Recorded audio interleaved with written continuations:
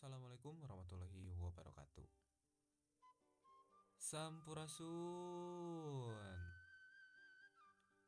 Cara make aplikasi Instagram pikeun media dina pangajaran basa Sunda nulis warta. Diajukeun pikeun pancen mata kuliah teknologi digital dina pangajaran basa Sunda. Anu diampu ku Bapak Hari Santosa Nugraha SPD MPD.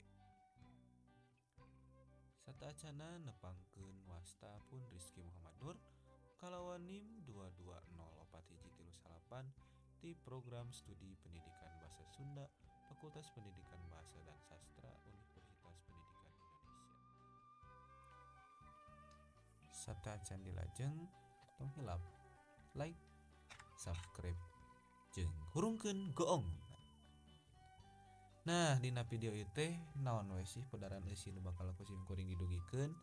Anu kahiji aya naon ari Instagram, anu kadua kumaha cara make aplikasi Instagram pikeun media pangajaran basa Sunda nulis warta.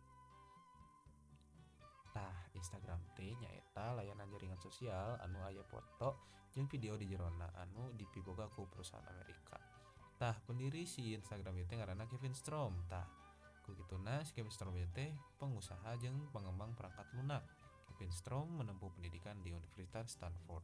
Nah, si Kevin Strom ieu teh pinter ngamanfaatkeun peluang gitu nya nu mana pengalaman jeung teknisna teh ngabantuan manehna ngawangun Instagram.